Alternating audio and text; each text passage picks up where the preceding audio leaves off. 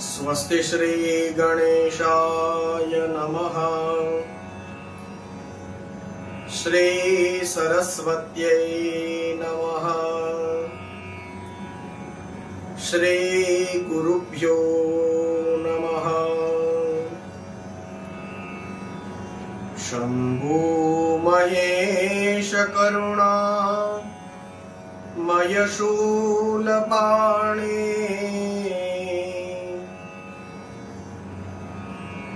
गौरीपते पशुपते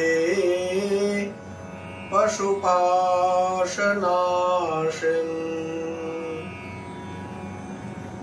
काशीपते करुणया जगदेकदेका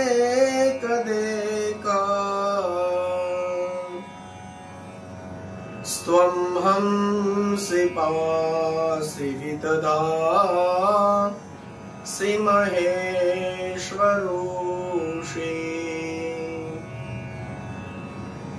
त्वत्तो जगद्भवदिदे वभव स्मरारे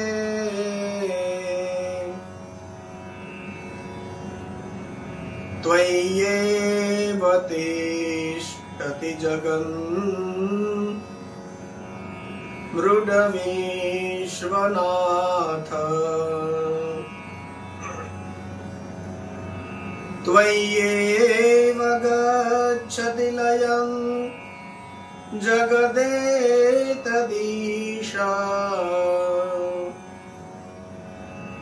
लिंगात्मकं हरचराचर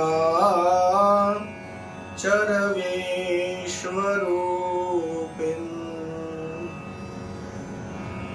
श्री सोमनाथ महादेव की जय। सद्गुरु भगवान की जय। ओम नमः पार्वती पतये हर हर महादेव हर। सौराष्ट्रे सोमनाथं च श्रीशैले मल्लिकार्जुनम्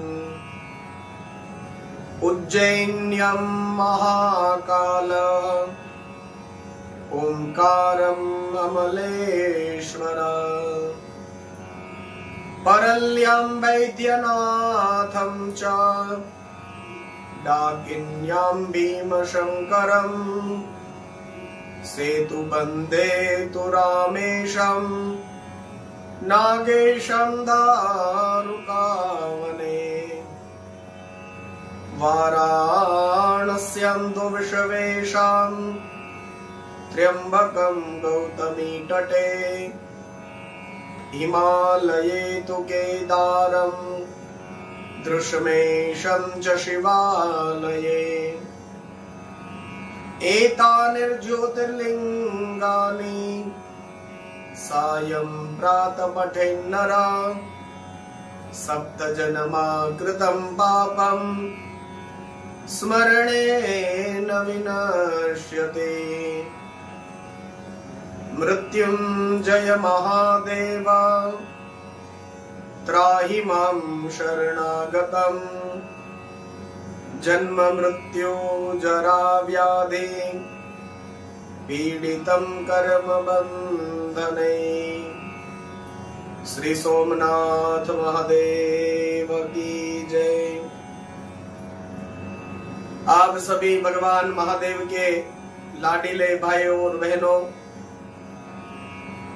आदर पूर्वक सस्नेह जय श्री कृष्णा, जय सिया राम, ओम नमः शिवाय।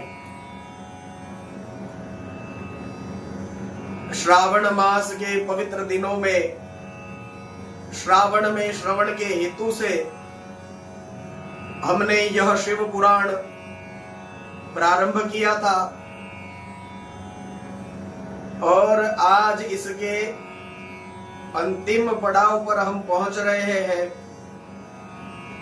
हमें आनंद है कि पूरे मास हमें भगवान शिव जी के चरित्रों का दर्शन करने का लाभ अवसर प्राप्त हुआ, हमें कहने का और आपको सुनने का। तो हम सब अपने आप को भाग्यशाली माने और आइए भगवान शिव जी के इस महापुराण, शिव महापुराण में भगवान शिव की जो कही हुई बातें हैं और जो भगवान की लीलाएं हैं उसका अंतिम दर्शन आज हम करते हैं। श्रावण मास है और अमावस्या तिथि है, तो आइए आगे जो भगवान महादेव कहते हैं उसके हम दर्शन करते हैं। कल हमने अंत में सुना परमेश्वर भगवान शिव ही संपूर्ण जगत, ये जो जगत है भगवान शिव से परिपूर्ण है। पुरुष परमेश्वर शिव से यह संपूर्ण जगत परिपूर्ण है। तो ये शिव जी है, ये स्वरूप उनके बताए गए हैं जिसकी चर्चा हमने कल करी थी, पहले भी करी थी। वामदेव आदि और भगवान शिव की अष्टमूर्तियों की, तो उसकी चर्चा हमने कल देखी। आइए आज आगे फिर हम इस शिव पुराण में उतरते हैं और भगवान की कही हुई बातों को सुन करके अपने जीवन में उतारने का प्रयत्न करते हैं।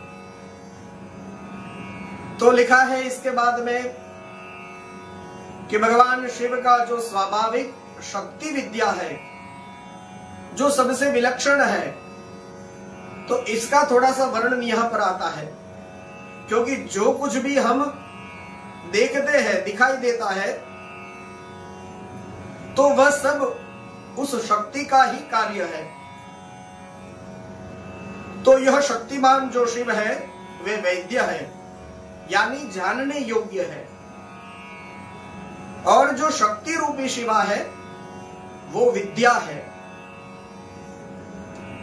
अब कहा गया कि हमारे सामने जो कुछ भी दिखता है तो सब शक्ति का ही कार्य है। शिवा देवी कैसी है? बोले वे माया द्वारा समस्त चराचर ब्रह्मांड को अनायास ही मोह में डाल देती है और लीला पूर्वक उनको यदि मन में हो तो फिर वो उसको लीला से ही वो मोह के बंधन से मुक्त भी कर देती है। इस शक्ति के कई प्रकार है यहां पर बताए गए हैं और इसमें कहा गया कि पूर्व काल की बात है, ऋषियों के द्वारा परमेश्वरी इन शक्ति का साक्षात्कार किया गया था। तो संसार बंधन से छूटने की इच्छा थी उन लोगों को। तो वो ब्रह्मवादी जो सब मुनि थे वो परस्पर मिलकर के और यथार्थ रूप से विचार करने लगे कि ये तीनों ही चीजें ऐसी है जो जरूरी है, मिलना जरूरी है। क्योंकि बिना मिले अकेले अकेले हम लोगों ने जो भी अनुभव किया है वो शायद सही हो भी और ना भी हो। तो मिलकर के जब किया जाए तो दो लोगों का यदि एक सा अनुभव हो तब जाकर उसकी सिद्धि हुई है, इसका हमको प्रमाण प्राप्त होता है।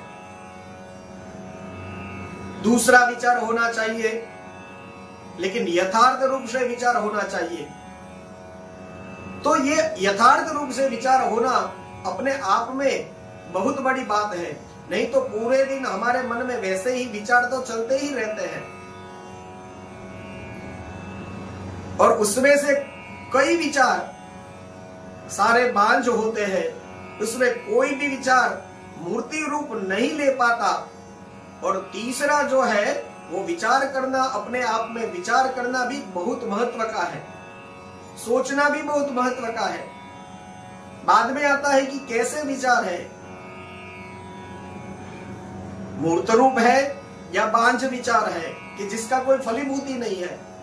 तो सोचना भी अच्छी बात है, तो विचार करना भी बहुत महत्व का है। क्योंकि संतों से मैंने सुना है कहते हैं कि ऐसा है, वही मनुष्य है जो विचरता है। मनुष्य उसी को कहते हैं जो विचारता है। पहले तो कहा है कि मनुष्य वह है जो विचरता है, मतलब घूमता रहता है। वह घूमता है लेकिन उसका मन स्थिर रहता है, तो वह स्वस्थ व्यक्ति है। तो कहते हैं कि वही मनुष्य है जो विचरता है, और विचरता रहता है, घूमता घामना, शरीर को इस तरह से थोड़ा चलाईमान रखना और हर जगह पर जाना और शरीर से कर्म करना, यह विचरण हुआ। और उसमें साथ में विचार करता है, तो उसका जो भी कर्म है वो बिना विचार के नहीं होता, यानी जागृति पूर्वक जो जीता है वही इंसान है। तो सोचना भी, विचार करना भी अच्छी बात है, सोचना चाहिए। तो फिर ये लोग सारे मुनि परस्पर मिलकर के और यथार्थ रूप से विचार करने लगे। अब विचार क्या था? कहते हैं इस जगत का कारण क्या है, हम किससे उत्पन्न हुए हैं, कि भाई ये तो नहीं हो सकता कि बिना कारण के कोई कार्य हो, तो कारण क्या है, इसका विचार करना चाहिए। तो वो उन्होंने कई प्रकार की युक्तियां लगाई है, थोड़ी सी यहां शिव पुराण में लिखी भी है। और फिर उससे कहते हैं कि लगता नहीं है कि ये जगत का कारण है। जो भी सोचा तो फिर उनको लगा कि नहीं, ये कारण नहीं हो सकता। तो फिर उन्होंने ध्यान योग में स्थित होकर के परमेश्वरी की जो स्वरूप भूता अचिंत्य शक्ति है उसका साक्षात्कार किया है। परमेश्वर की वह अचिंत्य शक्ति, परमेश्वर की वह साक्षात शक्ति समस्त पाशों का विच्छेदन करने वाली है। उसके द्वारा बंधन काट दिए जाने पर जीव अपनी दिव्य दृष्टि से उन सर्व कारण शक्तिमान महादेव जी का दर्शन करने लगते हैं। कहते हैं मुक्ति की प्राप्ति में निश्चय ही ज्ञान और कर्म का कोई क्रम विविक्षित नहीं है। जब शिव और शक्ति की कृपा हो जाती है तब वह मुक्ति हाथ में आ जाती है। देवता, दानव, पशु, पक्षी, कीड़े मकोड़े, वे भी इनकी कृपा से मुक्त हो जाते हैं। जिनकी ये आराधना ऋषि मुनि आराधना कर रहे हैं, गर्भ का बच्चा, जन्मता हुआ बालक, शिशु, तरुण, वृद्ध, मुमुर्षु, स्वर्गवासी, नारकी, पतित, धर्मात्मा, पंडित अथवा मूर्ख, शांब सदाशिव की कृपा होने पर तत्काल मुक्त हो जाता है, इसमें जरा भी संशय नहीं है। परमेश्वर अपनी स्वाभाविक करुणा से अयोग्य भक्तों को भी उनकी विविध मलों को दूर करके उन पर कृपा करते हैं, इसमें संदेह नहीं है। और भगवान की कृपा से ही भक्ति होती है और भक्ति से ही उनकी कृपा होती है। तो वह भोग और मोक्ष दोनों देने वाले हैं। मनुष्य एक जन्म में नहीं प्राप्त कर सकता इस वस्तु को। अनेक जन्मों तक श्रोत स्मार्त कर्मों का अनुष्ठान करके सिद्ध हुए विरक्त एवं ज्ञान संपन्न पुरुषों के ऊपर महेश्वर प्रसन्न होते हैं, और उसके बाद में देवेश्वर यदि प्रसन्न हो गए, शिव प्रसन्न हो गए, तो पशु के मन में, उस पशु में बुद्धि पूर्वक थोड़ी सी भी भक्ति का उदय हो सकता है। इसके बाद में फिर कहा गया है कि जिस भी मनुष्य का परमेश्वर शिव में भक्ति भाव है वह 3 जन्मों के बाद अवश्य मुक्त हो जाता है। तो यहाँ पर शिव धर्म की थोड़ी चर्चा करी है।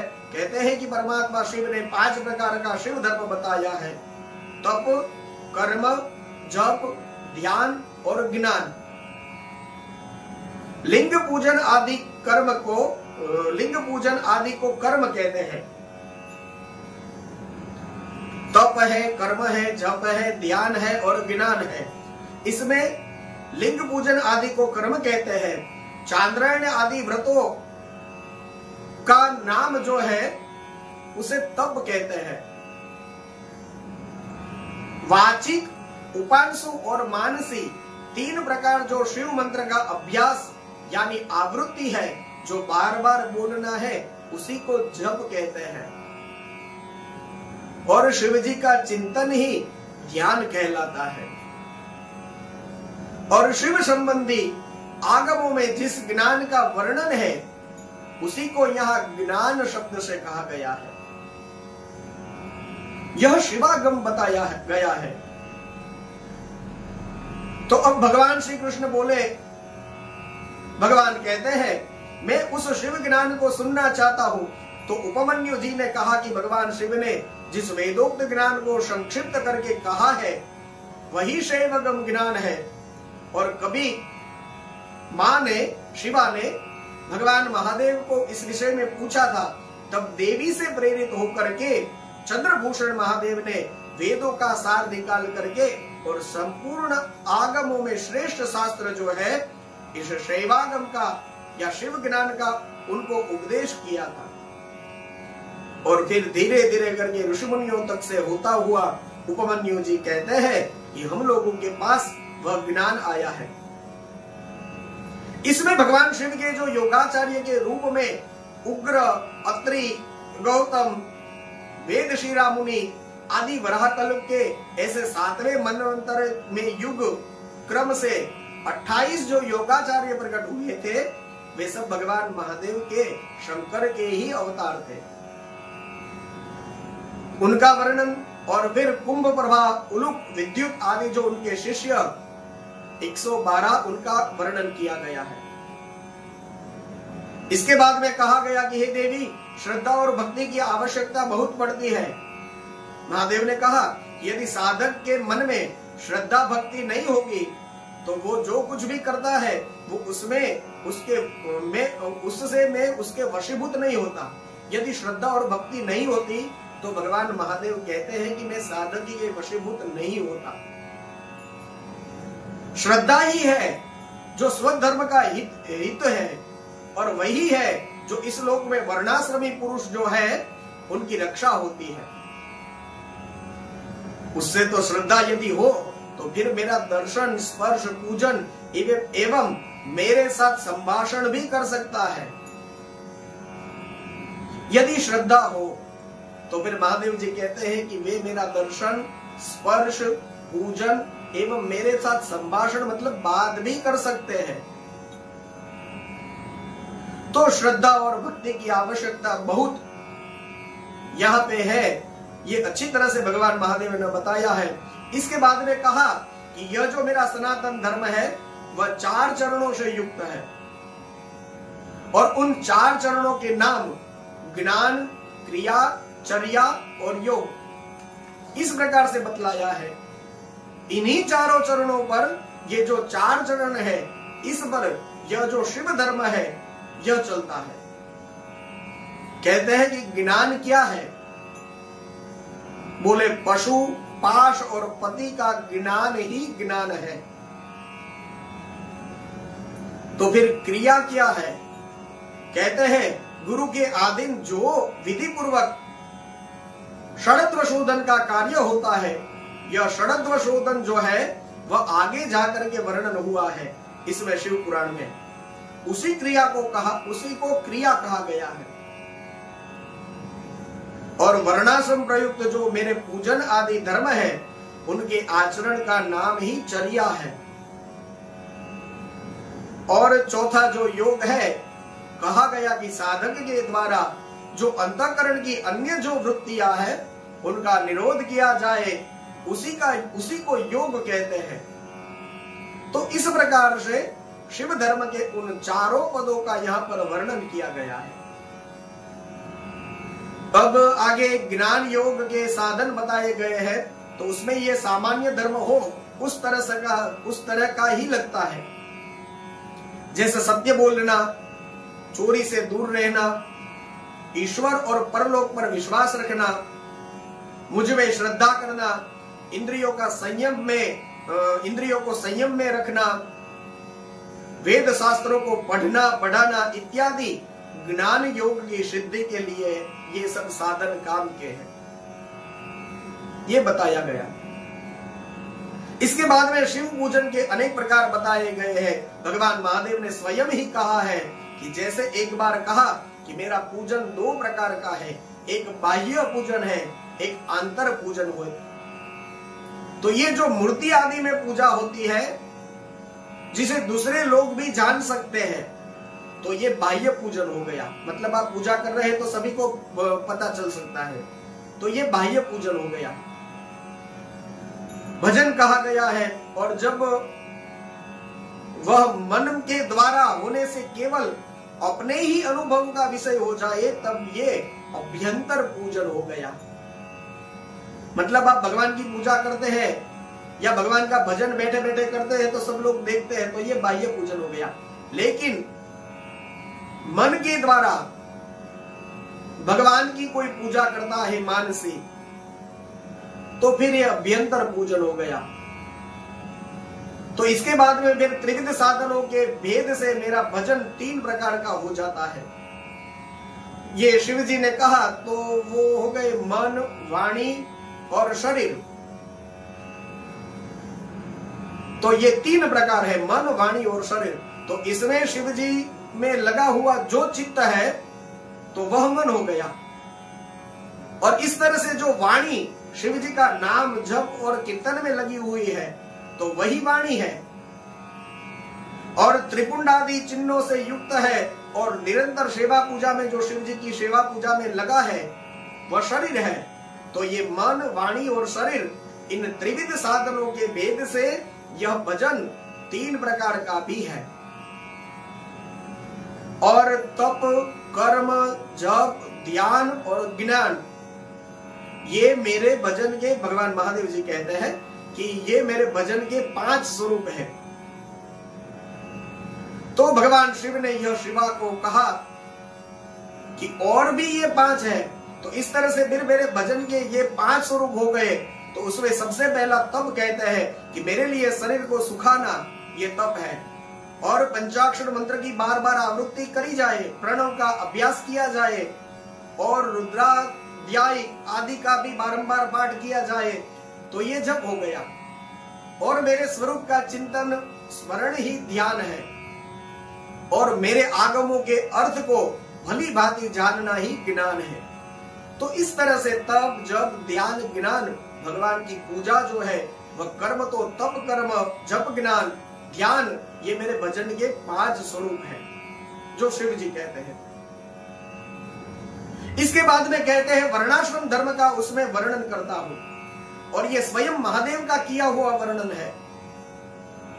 तो वर्णाश्रम धर्म जो हमारे यहाँ शास्त्रों में इसकी बार बार प्रशंसा हुई है कि इस तरह से जीना ये अच्छा है,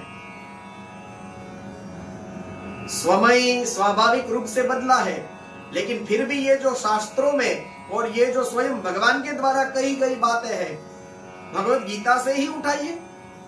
भगवत गीता में भगवान ने स्पष्ट रूप से कहा है, चातुर्वर्ण्यम मया सृष्टम गुण कर्म विभाग सम। तो इसमें किसी के हित में हित और अनहित की बात ही नहीं है कि भाई ये वर्णाश्रम से किसी का अच्छा होगा और किसी का बुरा होगा, तो ये कोई बात ही नहीं है। और इसको यदि हमारे समझ में नहीं आता तो हमको इसको समझने की कोशिश करनी चाहिए कि ये वर्णाश्रम आदि की निंदा करके अपने अज्ञान का परिचय देना चाहिए। क्योंकि ये जो ऋषि मुनि थे, उनकी कही हुई एक भी बात इसमें, अब हाँ स्मृतियां जो होती है उसमें बदलाव की जरूरत हो तो जरूर डालना चाहिए, लेकिन ये श्रुति स्वरूप है। और पुराणों को तो वेद के सम्मित ही बताया गया है। तो इसमें जो भगवान वेद व्यास के द्वारा वर्णित साधन है, तो आप सोचिए इतने हजारों साल पहले जो कही गई बातें हैं, वो भी आज वैसी की वैसी सटीक बैठती है कि यदि हमारा उस तरह से यदि हमारा आचरण होगा तो उसमें उसका फल क्या मिलेगा, तो ये भी बताया गया है। तो तद अनुसार हाँ, वर्ण भेद नहीं होना चाहिए। मैंने पहले भी कहा था,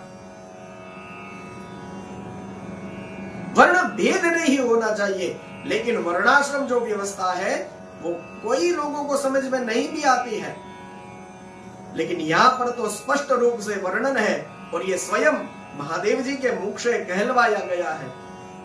तो ये वर्णाश्रम धर्म, नारी धर्म बताया गया है।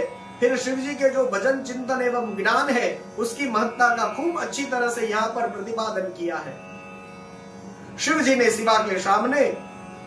और इसके बाद में इसको थोड़ा हम ध्यान ढंग से देखें, लिखा है पंचाक्षर मंत्र का महात्म्य। ये श्री कृष्ण परमात्मा ने ही पूछा है उपमन्यु को, और उपमन्यु जी ने कहा कि हे देवकी नंदन, पंचाक्षर मंत्र के महात्म्य का विस्तार पूर्वक वर्णन तो 100 करोड़ वर्षों में भी नहीं हो सकता। देखिए कितना महान मंत्र है। हम खामखा किसी दूसरे मंत्रों के पीछे भागते हैं कि वो त्र्यंबक वाला कौन सा मंत्र है, वो मृत्युंजय वाला। अरे नहीं करना है, जो नहीं आता है। अगर बोलने में कुछ गलती हो जाएंगी तो अच्छा होने के बदले तकलीफें बढ़ेंगी। जिसका जैसा उच्चारण होना चाहिए वो होना ही चाहिए।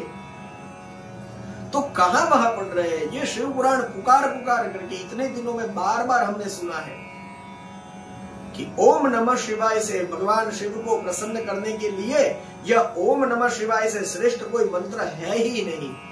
और यहाँ उपमन्यु जी कह रहे हैं कि पंचाक्षर मंत्र के महात्म्य का विस्तार पूर्वक वर्णन, उसका वर्णन, इतना छोटा सा मंत्र ओम नमः शिवाय, इतना छोटा सा मंत्र, और उसका वर्णन करने के लिए 100 करोड़ वर्ष उसमें भी नहीं हो सकता। तो कितना महान मंत्र है। तो इसी का ही जप क्रिया करें। तो संक्षिप्त में इसकी महिमा कहता हूं। कहते हैं वेद में, शैवागम में, दोनों जगह यह षडाक्षर यानी प्रणव और पंचाक्षर, यह जो है वह समस्त शिव भक्तों को संपूर्ण अर्थ का साधक कहा गया है। इस मंत्र में अक्षर तो थोड़े ही है, परंतु यह महान अर्थ से संपन्न है। यह वेद का सार तत्व है, मोक्ष देने वाला है और शिव की आज्ञा से सिद्ध है। शिव स्वरूप वाक्य है। जैसे यह घोर संसार सागर अनादि काल से प्रवृत्त है, वैसे ही शिव जी भी अनादि काल से ही नित्य विराजमान है। यह पंचाक्षर मंत्र उनका वाचक है और वे शिव जो है वे वाच्य है। तो वाचक और वाच्य रूप होने के कारण परम शिव स्वरूप यह मंत्र जो है वह सिद्ध माना गया है। ओम नमः शिवाय, यह जो षडाक्षर शिव वाक्य है, इतना ही शिव ज्ञान है और इतना ही परम पद है। यह शिव का विधि वाक्य है, ये कहा गया है। अब तो कहते हैं कि मंत्रों की संख्या बहुत होने पर भी जिस विमल षडाक्षर मंत्र का निर्माण सर्वज्ञ शिव ने किया है, उसके समान कहीं कोई दूसरा मंत्र नहीं है। और इस प्रकार पंचाक्षर के महात्म्य का वर्णन करते हुए कहते हैं कि जिसके हृदय में ओम नमः शिवाय यह षडाक्षर मंत्र प्रतिष्ठित है, उसे दूसरे बहुसंख्यक मंत्रों और अनेक विस्तृत शास्त्रों से क्या प्रयोजन है। जिसने ओम नमः शिवाय इस मंत्र का जब दृढ़ता पूर्वक अपना लिया है, उसने संपूर्ण शास्त्र पढ़ लिया और समस्त शुभ कृतियों का अनुष्ठान पूरा कर लिया। आदि में नमः पद से युक्त, नमः शब्द से युक्त शिवाय, ये 3 अक्षर जिसकी जीवा के अग्रभाग में विद्यमान है, उसका जीवन सफल हो गया। पंचाक्षर मंत्र के जप में लगा हुआ पुरुष यदि पंडित, मूर्ख, अनंत, अंतज अथवा अधर्मी भी हो, तो वह पाप बंजर से मुक्त हो जाता है, पाप रूपी पिंजड़े से वो मुक्त हो जाता है। पंचाक्षर मंत्र की और महिमा बताते हुए यहाँ पर देवी माँ ने बहुत करुणा से एक अच्छा प्रश्न पूछा।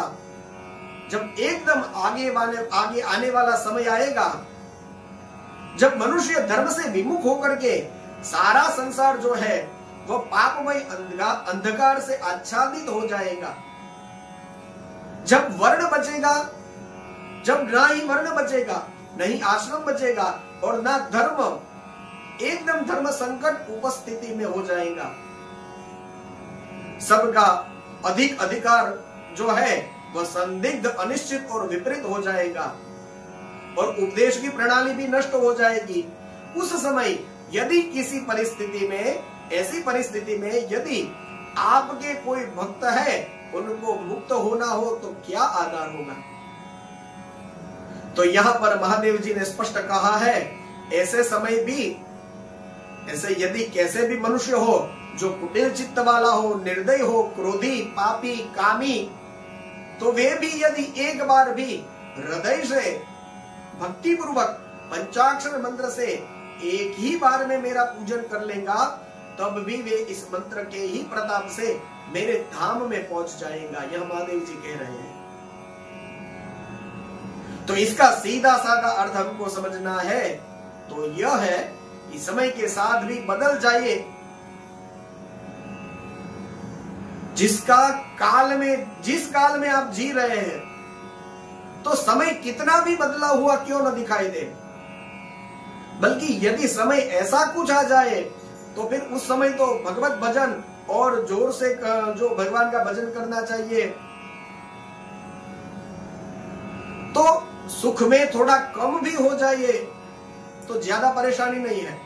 लेकिन जब दुख का समय आ जाए या हमको अच्छा ना लगे, ऐसा समय आ जाए, तो उस समय तो खूब दृढ़ता पूर्वक और खूब हृदय से भगवान का नाम और हमारा जो भी जप आदि जो कर्म है, यह तो खूब अच्छे से होना ही चाहिए।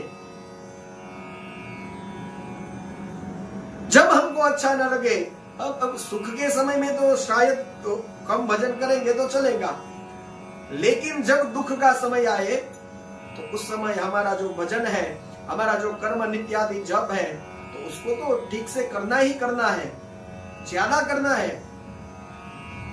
तो समय बदलना रहेगा, लेकिन हमको अपनी तरफ से वह करना चाहिए। तो ये बात यहां पर कही गई है। यह जो शिव मंत्र है, ये जो ओम नमः शिवाय मंत्र है, इसका उपदेश परंपरा यह है कि स्वयं भगवान शिव ने ही सबसे पहले इस मंत्र का उपदेश किया है। पहले शिष्य कौन है? तो यहां पर लिखा है ब्रह्मा जी ने वह मंत्र प्राप्त किया, फिर ब्रह्मा जी ने ऋषियों को दिया। तो इस प्रकार की उपदेश परंपरा बताई है। इसके बाद में यह जो पंचाक्षर मंत्र है, इसी को पंचाक्षरी विद्या यानी स्त्री स्वरूपा स्त्रीलिंगी में कहा गया है, और देवी स्वरूपिणी इस पंचाक्षरी विद्या का अद्भुत यहाँ पर वर्णन किया गया है। और इसके बाद में फिर इस मंत्र के ऋषि, छंद, देवता, बीज, शक्ति और अंगन्यास आदि भी विचार किया गया है।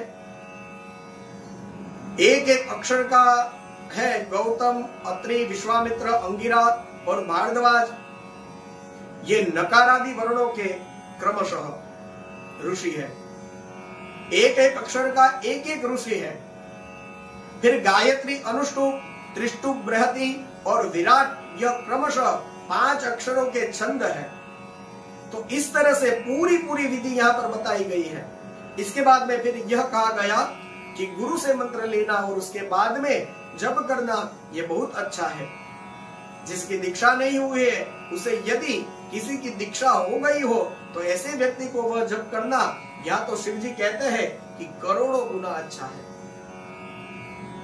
दीक्षा लेकर के जप करना, इसके बाद कहते हैं कि जिस जप में अस्पष्ट पदों एवं अक्षरों के साथ ऊंचे नीचे स्वर से युक्त और स्पष्ट रूप में मंत्र का वाणी के द्वारा उच्चारण किया जाए, तो यह वाचिक जप कहलाता है। और फिर जिस जप में केवल जिह्वा मात्र हिलती है और बहुत धीमे स्वर में अक्षरों का उच्चारण होता है, तथा जो दूसरों के कान में पढ़ने पर भी उन्हें कुछ सुनाई नहीं देता, ऐसे जप को उपांशु कहते हैं। जिस जप में अक्षर पंक्ति का एक वर्ण से दूसरे वर्ण का, एक पद से दूसरे पद का और शब्द तथा अर्थ का मन के द्वारा बारंबार चिंतन मात्र होता है, यह मानस जप कहा गया है।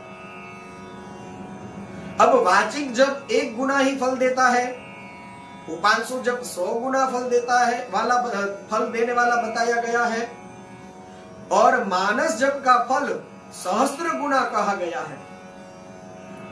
तथा सगर्भ और अगर्भ ये दो प्रकार के जप और होते हैं। तो वाचिक, उपांशु, मानस, सगर्भ जप और अगर्भ जप टोटल 5। तो यह 5 प्रकार के जप का यहाँ पर वर्णन है। तो सगर्भ में और अगर्भ में क्या फर्क है? बोले जो प्राणायाम के समय ही जो जप किया जाता है तो वह है सगर्भ जप, और प्राणायाम के बिना जो जप किया जाता है वह अगर्भ जप है। तो प्राणायाम पूर्वक जप करते हैं तो सगर्भ जप हो गया, और यह बहुत अच्छा माना जाता है। तो प्राणायाम करे, वैसे कहा जाता है कि अगर्भ जप भी यदि हो तो भी उसमें आदि और अंत में प्राणायाम कर लेना श्रेष्ठ है। तो कुल कई प्रकार के 5 यहाँ पर प्रकार के जप का वर्णन करके इसके बाद में इसकी महिमा इस तरह से बताया गया। फिर कहते हैं कि मंत्र गणना के लिए विभिन्न प्रकार की मालाओं का भी यहाँ महत्व बताया है। अंगुली से जप की गणना करना 1 गुना फल, और रेखा एक करके उसकी गणना करना उसके 8 गुना फल, और फिर जो पुत्र जीवक कहा जाता है, यह जो जिया पोता जो कहते हैं हिंदी में उसको, तो उससे उसके बीजों की माला से गणना करने पर जप का 10 गुना फल मिलता है। और फिर शंख के मणकों से 100 गुना, मूंगे से 1000 गुना, और स्फटिक की माला से 10,000 गुना, और मोतियों की माला से 1,00,000 गुना, पद्माक्ष से 10 लाख गुना, और स्वर्ण के बने हुए मनकों से यदि जप की गणना करने पर करोड़ गुना अधिक फल बताया गया है। आगे लिखा है कुश की गांठ, कुश मने दर्भ, कुश की गांठ तथा रुद्राक्ष से गणना करने पर तो अनंत गुना फल की प्राप्ति होती है। आगे रुद्राक्ष की संख्या के बारे में भी बताया है। फिर कहा कि 30 रुद्राक्ष के दानों से बनाई गई माला जप कर्म में धन देने वाली होती है। 27 दानों की माला पुष्टिदायिनी होती है।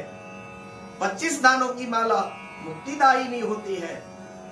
15 रुद्राक्षों से बनी हुई माला अभिचार कर्म में फलदायक होती है, और जप कर्म में अंगूठे को मोक्षदायक समझना चाहिए, और तर्जनी को शत्रुनाशक, मध्यमा धन देती है, अनामिका शांति प्रदान करती है। 108 दानों की माला उत्तम मानी गई है। 100 दाने की माला उत्तम और 50 दाने की माला मध्यम होती है।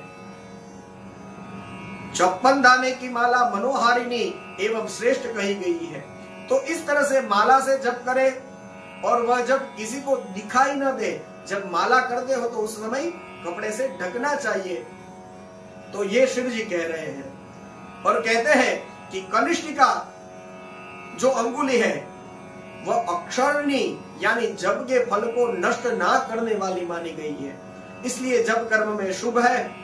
दूसरी अंगुली के साथ अंगूठे द्वारा जप करना चाहिए, क्योंकि बिना अंगूठे के जप किया जाता है वह निष्फल हो जाता है।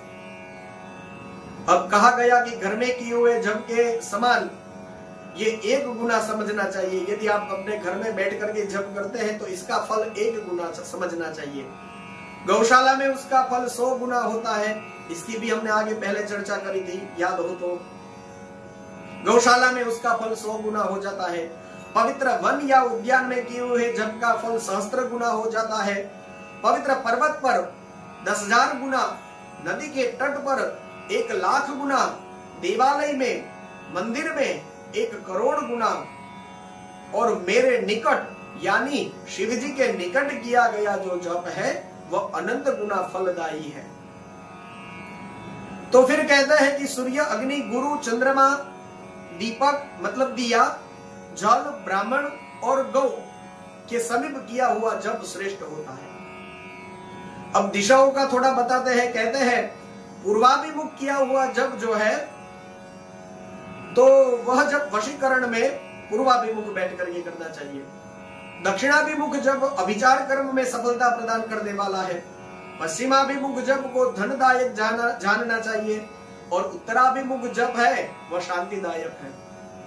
और कहते हैं कि यह सूर्य, अग्नि, ब्राह्मण, देवता या अन्य श्रेष्ठ पुरुषों के समीप उनको पीठ करके जप कभी भी नहीं करना चाहिए।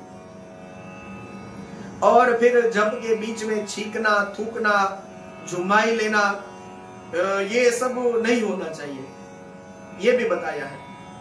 और इसके बाद में फिर शिव जी ये सारे नियम और बहुत कुछ जो आप भी बड़े ध्यान से सुन ही रहे होंगे, तो यह सुनने के बाद में शिव जी ने बहुत अच्छा कहा कि यह शक्ति हो तो इन सब नियमों का पालन करते हुए जप करें,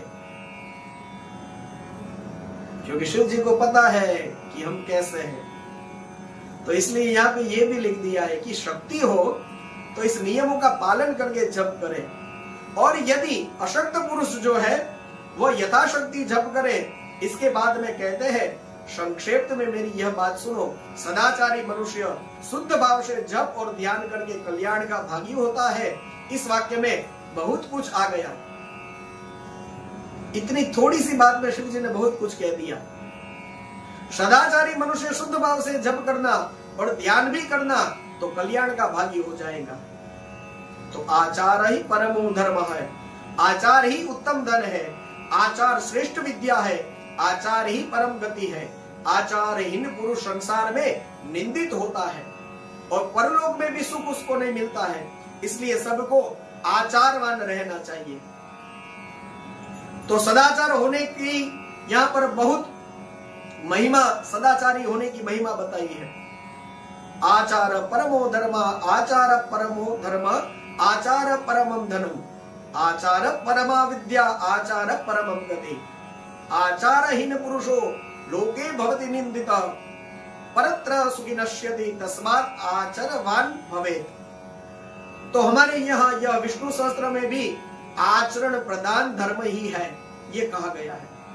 तो शिव जी ने भी यहाँ यह कह दिया है कि यदि आप सदाचारी हो और शुद्ध भाव से भगवान का ध्यान करते हुए जप, तो यहाँ पर लिखा है, तो इस पर आप खूब ध्यान दीजिएगा। आप अपने जिस किसी भी देवता का जप करते हैं तो उसमें यदि हो सके तो उस देवता का भी ध्यान करिए। ध्यान करने से मन वही लगा रहेगा। और फिर उपांशु जप करना बहुत अच्छा। वैसे तो मानसिक जप का यहाँ पर बहुत फल बताया है, लेकिन संतों से सुना है कि उपांशु जप करना चाहिए। वाचिक जप करने से सब सुनते हैं तो किसी को डिस्टर्ब भी होता है, तो किसी को विक्षेप ना हो उस तरह से उपांशु जप करना, केवल हमारे ही कान तक आवाज जाए इतने धीमे से करना और भगवान के ध्यान की आदत लगना। जिस किसी देवता का हम जप करते हैं उनके स्वरूप का भी ध्यान करना। तो मन कितना भी भागा भागी दौड़ कर रहा हो तो उसको फिर पकड़ पकड़ करके परमात्मा के उस दिव्य रूप में लगाना। तो शिव जी का ध्यान करेगा और शिव जी का जाप करेगा तो परमात्मा शिव विभिन्न स्वरूप हमारे सामने आएंगे और वह दिव्यता जो है वह अनिवर्चनीय है। तो हमको हमेशा जप के साथ ध्यान करना चाहिए और सदाचार का पालन करें और शुद्ध भाव से जप करें। महेश्वर की इस आज्ञा को बहुत अच्छी तरह से हमको लेना चाहिए। अब कहते हैं कि यह जो मंत्र है वह कभी सुप्त नहीं होता है, इसको जगाना नहीं पड़ता है। यह जो पंचाक्षर मंत्र है ओम नमः शिवाय, इसको जगाना नहीं पड़ता है, ये सुप्त होता ही नहीं है, ये सदा जागृत ही रहता है। ये महामंत्र कभी किसी का शत्रु नहीं है, ये सदा सुसिद्ध अथवा साध्य ही रहे। सिद्ध गुरु के उपदेश से प्राप्त हुआ मंत्र सुसिद्ध कहलाता है। असिद्ध गुरु का भी दिया हुआ मंत्र सिद्ध कहा गया है। जो केवल परंपरा से प्राप्त हुआ है, किसी गुरु के उपदेश से नहीं मिला, वह मंत्र साध्य होता है। जो मुझ में मंत्र में तथा गुरु में अत्यंत श्रद्धा रखने वाला है, उसको मिला हुआ मंत्र किसी गुरु के द्वारा साधित हो या असाधित सिद्ध होकर ही रहता है। तो किसी भी गुरु से लिया हुआ यह मंत्र साधित हो या असाधित हो, यह सिद्ध होकर के ही रहता है, इसमें जरा भी संशय नहीं है। तो यह जो हमको ध्यान में रखने जैसी बात यहाँ से हमको मिली वह यह है कि मुझ में यानी शिव में, फिर मंत्र में और गुरु में अत्यंत श्रद्धा रखते हैं तो फिर वह मंत्र सफल ही हो जाता है, सिद्ध हो ही जाता है। और यह भी थोड़ी सावधानी के लिए कहा गया है कि छोटे छोटे तुच्छ फलों के लिए सहसा इस मंत्र का विनियोग नहीं करना चाहिए, क्योंकि ये जो मंत्र है यह महान फल साक्षात शिव का ही दान कर सकता है। तो इसके बाद में फिर त्रिविध दीक्षा का निरूपण किया है, शक्ति पाठ की आवश्यकता और उसके लक्षण का वर्णन बताया है। कहते हैं ज्ञानी गुरु से ही मोक्ष की प्राप्ति एवं गुरुदेव शिष्य की परीक्षा करते हैं, यह बताया गया है। इस प्रकार से जो संपूर्ण शिव संस्कार की विधि है उसमें शिव संस्कार और यह सब बताया गया है। तो यह भी शिव ज्ञान ही है और किसी प्रकार से वह, जैसे मैंने कहा था, श्रद्धा शोधन किया जाता है इत्यादि। तो यह सब ऐसा गंभीर विषय है कि इसमें जो दीक्षा आदि के लिए जिनको जरूरत पड़ती हो वे इन वस्तुओं को बारे में अंदर जा करके एक एक वस्तुओं का ध्यान देते हैं और उसको उसका स्वाध्याय करते हैं। यह उनके काम की वस्तु है। जैसे अयोग्य शिष्य आचार्य पद पर उसका अभिषेक किया जाए और संस्कार के विविध प्रकार की बताई जाए बातें, फिर साधक संस्कार और मंत्र महात्म्य है, फिर अंतर्याग यानी यज्ञ तो हम करते हैं लेकिन बहिर्याग होता है, लेकिन अंतर्याग अंदर क्या करना है, किस प्रकार से अपनी चित्त वृत्ति को बनाना है, किस तरह से ध्यान करना है और मानसिक पूजा किस प्रकार से करी गई हो, इस शिव पूजन और दीक्षा और यह इसको क्या कहे, यह जो पूरा शिव ज्ञान यहाँ पर बताया गया है शिव संस्कार का, उसमें तो ये बहुत अच्छी बात कही गई है और बहुत अच्छी बात मेरे ध्यान में आई और इसका आग्रह करूंगा कि जो जिनकी शिव जी में भक्ति है और शिव जी जो है वह जिनके इष्ट देवता हो, उनको यह उपमन्यु जी के एक दिव्य स्तोत्र का पाठ किया था तो उस स्तोत्र का जरूर एकाध बार तो शिव पुराण में अपने जीवन में इसका दर्शन करना चाहिए। यदि हो सके तो आप नित्य क्रम में भी लेना चाहिए, ले सकते हैं। कुछ 200 से कम ही श्लोक है, लेकिन इसमें शिव जी के जो 5 आवरण में स्थित सभी देवता है उनकी स्तुतियां यहाँ पर बताई गई है और ये जो स्तुतियां है और उनमें उन सभी देवताओं से अपने अभिष्ट की पूर्ति और मंगल कामना की गई है। वो कुछ कुल 200 से बस कम कुछ श्लोक है। तो उसमें समे दिशन्तु मंगलम, मेरा मंगल हो, मेरा अभिष्ट मुझे प्राप्त हो, मंगलम प्रदशन्तु में, इस प्रकार से सब यहाँ पर प्रार्थना करी गई है और अपने लिए मंगल की कामना की गई है। तो ये जरूर मैं आग्रह करूंगा कि एकाध बार आपको अनुकूलता हो तो देखना चाहिए। इसके बाद में परलौकिक फल देने वाले कर्म बताए गए हैं और शिवलिंग महाव्रत की विधि और महिमा का वर्णन किया गया है। इसके बाद में श्री कृष्ण परमात्मा ने योग के अनेक भेद पूछे हैं और यहाँ पर उपमन्यु जी ने उनको योग के जो 8 अंग है और 6 अंग है उनका थोड़ा विवेचन यहाँ पर बताया है। कहते हैं कि मंत्र योग, स्पर्श योग, भाव योग, अभाव योग और महायोग, ये सब कई प्रकार के योग हैं। जैसे मंत्र जप के अभ्यास, वश मंत्र के वाच्य अर्थ में स्थित हुई विक्षेप रहित जो मन वृत्ति है वही मंत्र योग है। मन की वही वृत्ति जब प्राणायाम को प्रधानता दे तो उसका नाम स्पर्श योग हो गया और वही स्पर्श योग जब मंत्र के स्पर्श से भी रहित हो जाए तो वह भाव योग हो गया, जिससे संपूर्ण विश्व के रूप मात्र का अवयव विलीन हो जाता है। तो वही अभाव योग कहा गया है क्योंकि उस समय तो सद्वस्तु का भी भान नहीं होता, जिससे एकमात्र उपाधि शून्य शिव स्वभाव का चिंतन किया जाता है मन की वृत्ति शिवमय हो जाती है, वही महायोग है। और कहते हैं कि प्रायः सभी योग 8 या 6 अंग से युक्त होते हैं। यम, नियम, स्वस्तिक आदि, आसन, प्राणायाम, प्रत्याहार और धारणा, ध्यान और समाधि, विद्वानों ने यही योग के 8 अंग बताए हैं।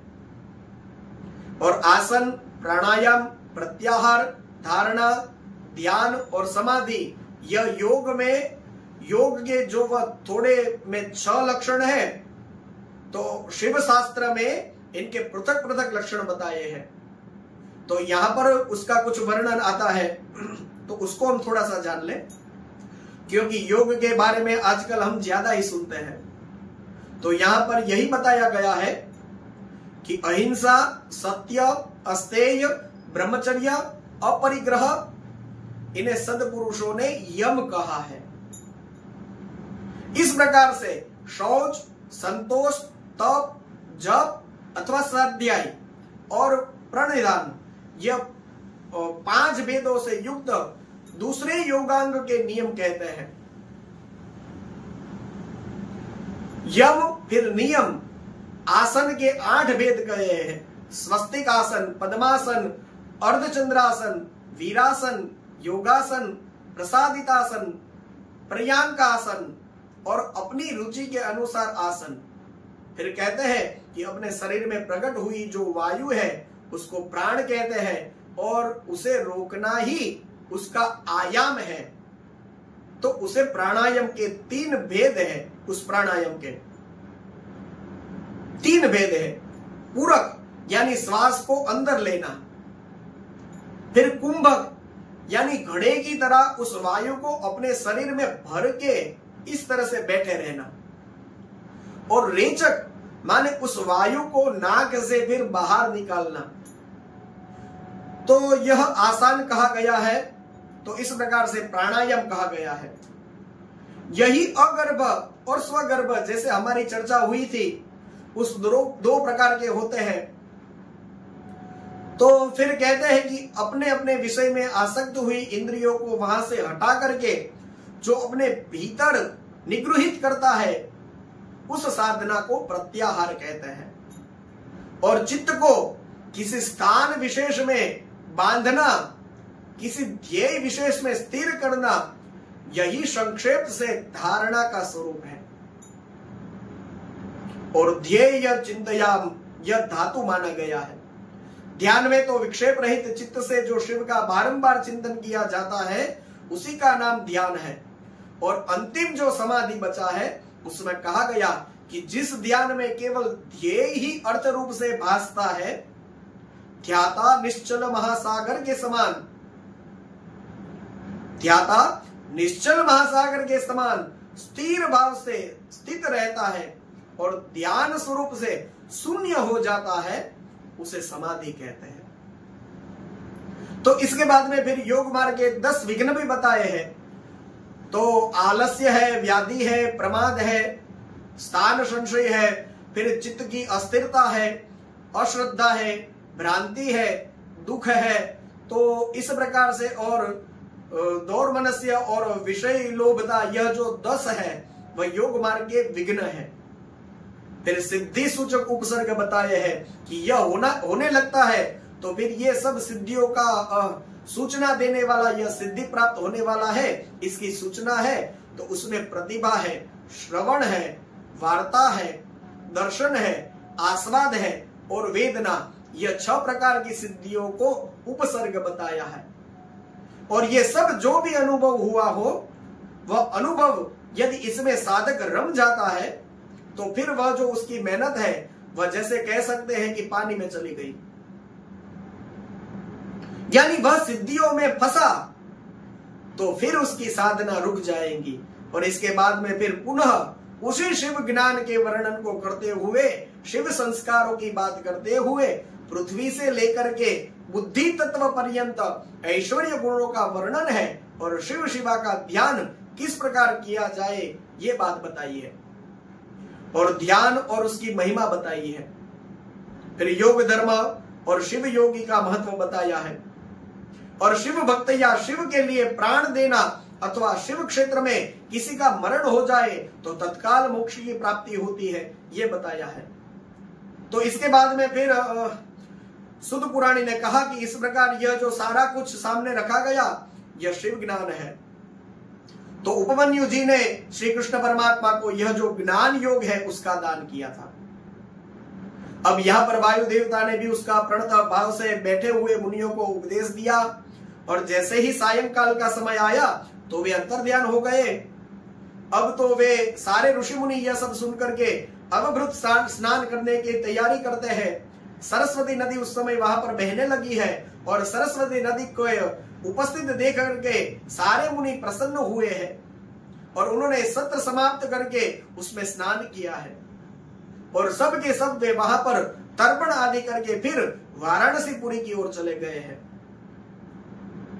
अब शायद आपको याद ही होगा ये जो ब्रह्मा जी और ऋषि मुनियों का ये जो संवाद हुआ था प्रारंभ में, जब हमने ये वायवीय संहिता का प्रारंभ हुआ तो उस समय ब्रह्मा जी ने ऋषि मुनियों को कहा था कि मैं चक्र बना करके आप लोगों को देता हूं और वह चक्र की जहां नेमियां टूट जाएंगी तो उस वन में जाकर के तुम सब लोग अपना यज्ञ याग आदि करने का वह नेमियां क्षीण हो गई।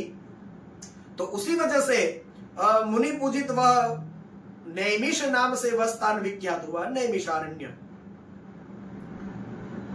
ये सब बात वायु संहिता जब प्रारंभ हुई थी, वायव्य संहिता, तो वहां पर यह वर्णन आया था और ब्रह्मा जी ने उन सबको कहा था कि 1000 वर्ष तक यज्ञ करो, इसके बाद आवाहन करोगे तो वहां पर वायु देवता पधारेंगे और वही तुम सब लोगों को कल्याण का उपाय एवं सब साधन और ये सब बताएंगे। तो इसके बाद में फिर तुम सब लोग परम पुण्यमयी वाराणसीपुरी को जाना। तो यहाँ पर ये सारे ऋषि मुनि जो है वह वहां पर चले गए और वहां पर उत्तर वाहिनी गंगा जो है, तो ये भी हमारी बात पहले हुई थी कि काशी की इतनी महिमा ही इसलिए है कि किसी भी नदी का जल जो है वह यदि उत्तर दिशा की ओर बहता है तो उसका बहुत महत्व होता है। और शिवलिंगम पर भी हमने जो अभिषेक किया हुआ जल है वह उत्तर दिशा में ही जाता है, तो हमारे लिए वह भी पूज्य हो जाता है। उत्तर दिशा में बहने वाला जो जल है उसकी बड़ी महिमा हमारे यहाँ है।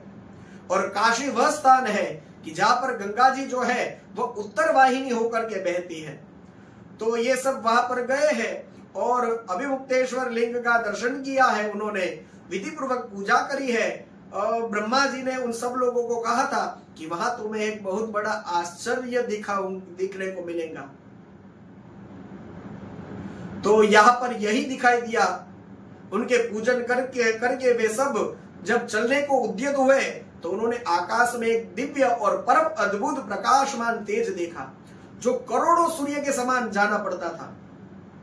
यदि आपके भी मानस आकाश में आप भी मन से वाराणसी में हैं, कभी जाए, उस वाराणसी में कभी जाना हुआ हो या जाने वाले हो कभी जाए, तो आकाश में मन से ही यदि कोई दिव्य तेज दिखाई दे तो आप जरूर उनको प्रणाम कर लें, क्योंकि आगे जाकर के पता चलेगा कि वह तेज क्या है और वे कौन थे। सैकड़ों सिद्ध पाशुपत मुनि जो है वह निकट जा करके उस तेज में लीन हो गए और महात्माओं के इस प्रकार लीन हो जाने पर वही जो तेज था वह तत्काल अदृश्य हो गया। और उस महान आश्चर्य को देख करके वह नैमिषारण्य के निवासी जो सब ऋषि मुनि थे, यहाँ ये क्या है, ये क्या बात है, इस बात को वे ना जानते हुए ब्रह्म वन में चले गए। तो ब्रह्मा जी के पास वे लोग गए। ब्रह्मा जी ने यह कहा भी था कि इस आश्चर्य को देख करके तुम फिर मेरे पास आना, तब मैं तुम्हें मोक्ष का उपाय बताऊंगा। तो उस समय जब मैंने पढ़ा था, पहले जब बात आई थी ये, तो उस समय मैंने जब कहा भी था कि पता नहीं ये कैसी विचित्र लीला है और ये क्या क्या है, क्या करना चाहते हैं या क्या कहना चाहते हैं। तो ब्रह्मा जी ने कहा था कि बाद में तुम आओगे तो तुमको बताऊंगा। तो फिर हम भी उस जिज्ञासा को वश में रख करके आगे चले गए, लेकिन यहाँ उसका जवाब मिल गया। देखिए तब तो लगा था कि कैसी ये विचित्र लीला है, ये क्या क्या है।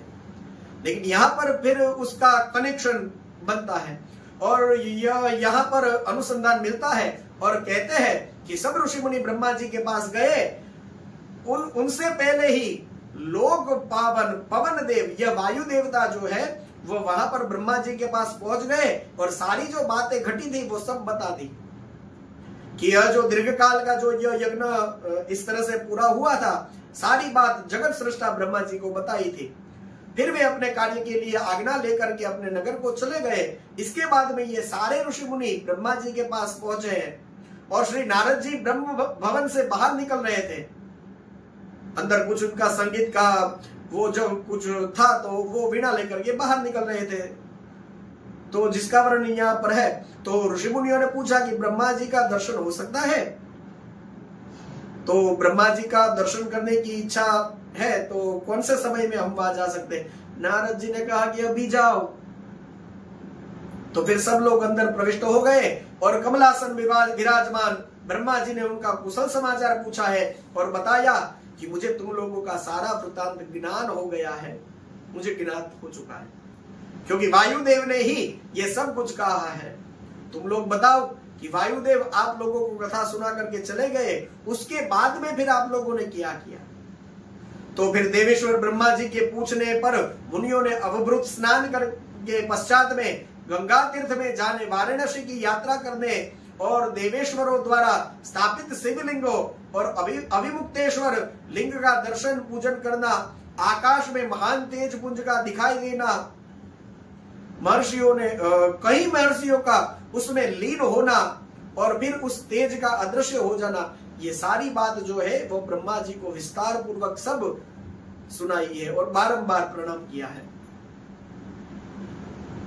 तो हमने मन में बहुत विचार किया, लेकिन फिर भी ऋषि मुनि कह रहे हैं कि हमने मन में बहुत विचार किया, लेकिन फिर भी उस तेज को हम ठीक ठीक से जान सके नहीं सके।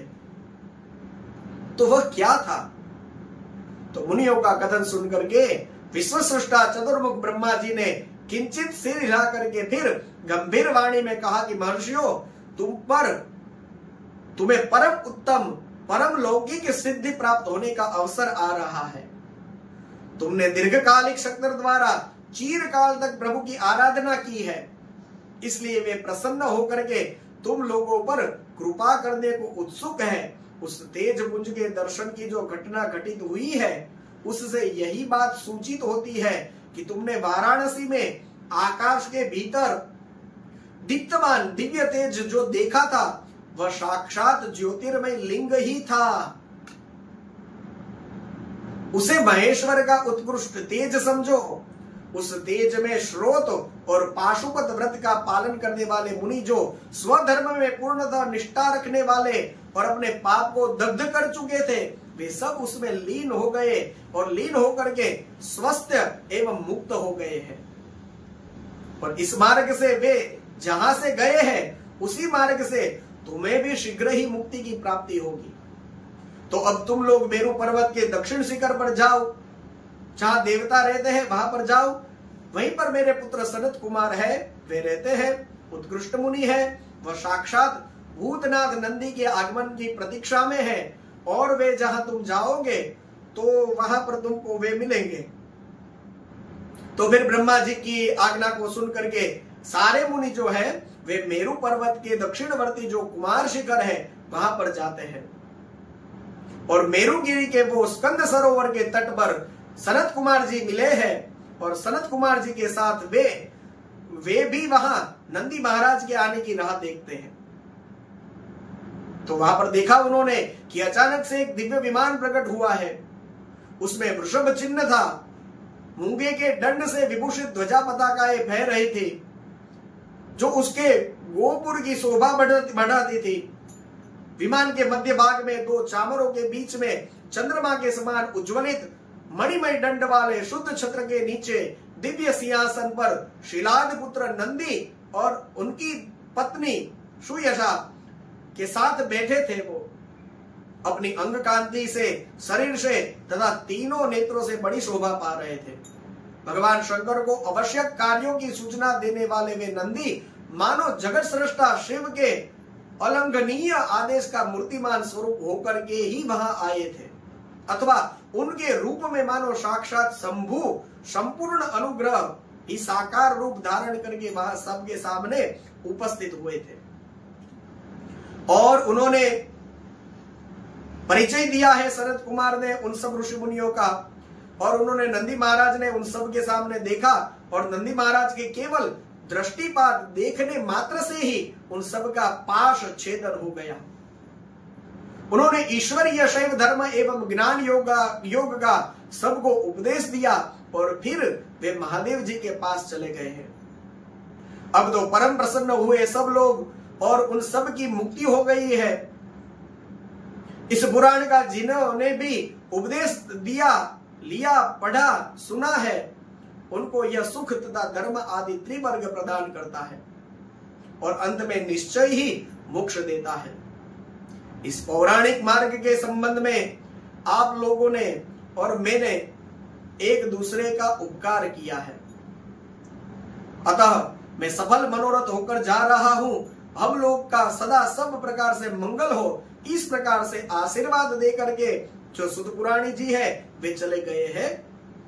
और प्रयाग में उस महायज्ञ के पूर्ण हो जाने पर वे सदाचारी मुनि विषय कलुषित कलिकाल के आने से काशी के आसपास निवास करने लगे हैं। तदनंतर पशुपास से छूटने की इच्छा से उन सब ने पूर्णतया पशुपत व्रत का अनुष्ठान किया है, और संपूर्ण बोध एवं समाधि पर अधिकार करके वे अनिद्य महर्षि परम आनंद को प्राप्त हो गए हैं। अब व्यास जी कहते हैं, व्यास उवाच एतत् शिव पुराणं हि समाप्तं हितमादरात् पठितव्यं प्रयत्नेन श्रुतव्यं च तथैव हि। एतत् शिव पुराणं हि समाप्तं हितमादरात् पठितव्यं प्रयत्नेन श्रुतव्या च तथैव हि। यह शिव पुराण पूरा हुआ। इस हितकर पुराण को बड़े आदर एवं प्रयत्न से पढ़ना तथा सुनना चाहिए। इसका एक बार श्रवण करने से ही सारे पाप भस्म हो जाते हैं। भक्तिहीन को भक्ति की प्राप्ति होती है, और भक्त भक्ति की समृद्धि का भागी हो जाता है। दूसरी बार सुनने से उत्तम भक्ति, तीसरी बार सुनने से मुक्ति सुलभ हो जाती है। कहते हैं इसीलिए बार बार मुमुक्षु पुरुषों को इसका श्रवण करना चाहिए, इसको सुनना चाहिए। किसी भी उत्तम फल को पाने के लिए शुद्ध बुद्धि के द्वारा इस पुराण की 5 आवृत्ति करनी चाहिए। प्राचीन काल के राजाओं, ब्राह्मणों तथा श्रेष्ठ वैश्यों ने इसकी 7 आवृत्ति करके शिव का साक्षात दर्शन भी प्राप्त किया है। कहते हैं जो मनुष्य भक्ति परायण होकर के इसका श्रवण करेगा, मतलब सुनेगा, वह भी इस लोक में संपूर्ण भोगों का उपभोग करके अंत में मोक्ष को प्राप्त कर लेगा। यह श्रेष्ठ शिव पुराण भगवान शिव को अति प्रिय है। एतत् शिव पुराणम ही शिवास्य अति प्रियम। यह परम वेद के तुल्य माननीय भोग और मोक्ष देने वाला है। भक्ति मुक्ति प्रदम ब्रह्म संमितम भक्तिवर्धनम, यह भक्ति को बढ़ाने वाला है। और प्रमद गणों, दोनों पुत्रों तथा देवी पार्वती जी के साथ भगवान शंकर इस पुराण के वक्ता और श्रोता का सदा कल्याण करे। एतत् शिव पुराणस्य वक्तु श्रोतृश्च सर्वदा। शिव पुराण में लिखा है एतत् शिव पुराणस्य वक्तु श्रोतुश्च सर्वदा। सगण ससुत शंभ शंकरोस्तु शंकर। तो इस प्रकार भगवान महादेव हम सबका कल्याण करे, ऐसी मंगलमयी भावना के साथ भगवान वेद व्यास ने इस शिव पुराण के वायव्य संहिता के उत्तर खंड के 41वें अध्याय को यहाँ पर परिपूर्ण किया है। और इसी के साथ यह हमारा दिव्य शिव पुराण का जो कथन श्रवण है उसको भी विराम की बेला यहाँ पर उपस्थित हुई है। और मुझे कुछ कहना है, कहा मेरी अक्ल और कहा ये शिव पुराण जैसा अद्भुत ग्रंथ। लेकिन भगवान शिव जी की जिस पर कृपा हो जाए तो ये ग्रंथ पर कहने सुनने में हम सबका अधिकार बन जाता है। तो बस यही कहना है कि इस संक्षिप्त शिव पुराण में भी हम संक्षिप्त ही पढ़ पाए, लेकिन जितना पढ़े पाए उतना खूब आनंद आया है। बहुत सारा छूट भी गया है, और ये छूट गया है तो अच्छी बात है, आप पूरा पढ़ लेना। और आपको इसमें जो जरा सा भी थोड़ा सा भी वो एपिटाइजर जो लगा हो कि वह विषय जो था वह संक्षिप्त में चला गया, तो मुझे उसको पूरा पढ़ना है और शिव पुराण में क्या लिखा है आगे।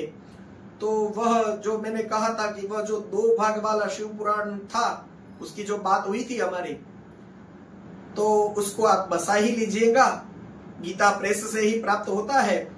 और उसमें श्लोक और श्लोक के अर्थ सहित श्लोक के साथ वह है। तो इस वजह से आपको थोड़ा सा भी यह मन हुआ कि मुझे पूरा पढ़ना है, तो यह जो सारा श्रम है वह सफल हुआ माना जाएगा। क्योंकि संदीपन कहा जाता है, यानी थोड़ी सी आग को जला देना। तो यहां थोड़ा सा भी यदि जिज्ञासा की आग आपके अंदर जल गई हो, तो उस जिज्ञासा की आग में समाधान की आहुति देने के लिए भगवान शंकर कभी ना कभी किसी ना किसी रूप में, और कुछ नहीं तो ग्रंथ के ही रूप में आपके घर आएंगे। मतलब आप शिव पुराण आपके घर में लाएंगी तो मतलब उसका अर्थ यही हुआ कि शिव जी ही आपके घर में आए हैं। तो ग्रंथ के रूप में ही सही वे आपके घर में आ ही जाएंगे, ऐसा बहुत विश्वास है। क्योंकि वे औदार्य दानी है, और जो भी इच्छा करता है जीव, तो शिव जी जरूर उसको पूरा करते हैं। और शिव पूरा नहीं करेंगे तो उनको शिवा धक्का देंगी कि आपका ये भक्त ये चाहता है तो इसको दे दो। तो शिव पुराण और इस तरह से उसको घर में लाए तो शिव पुराण घर में आ जाएगा। तो फिर शिवा भी कहेंगी कि आप और हम दोनों ही उसके घर में जाएंगे, तो शिव और शिवा दोनों ही आपके घर चले आएंगे। तो इससे उत्तम बात क्या हुई। तो ये भी लाभ आपको प्राप्त होगा। और मेरा तो थोड़ा स्वभाव ही ऐसा है कि मूल ही जो ग्रंथ है उसको पढ़ने का आग्रह था, तो यहां जो लिखा है उसी को सुनना और सुनाना पसंद किया। और आप लोगों के सामने ज्यादा ये वो जो संगीत और ये कुछ व्यवस्था यहाँ नहीं थी, और सामने बस कैमरा था, तो इसके सामने बैठ करके कुछ बोला, और कैमरा सामने था और इसके पीछे बैठ करके जो मेरा बेटा है वो उसका ध्यान रख रहा था कि किस तरह से वो आता है, तो वो जो देख रहा था उसको, तो बड़े प्रेम से उसने ये सब मेरा साथ दे करके किया। और उसने भी खूब आनंद से कैमरे के पीछे बैठ करके ये कथा सुनी। तो उधर भगवान महादेव कैलाश में अकेले कथा सुना रहे हैं भवानी को, शिवा को, वो भी शिव और शिवा अकेले ही है।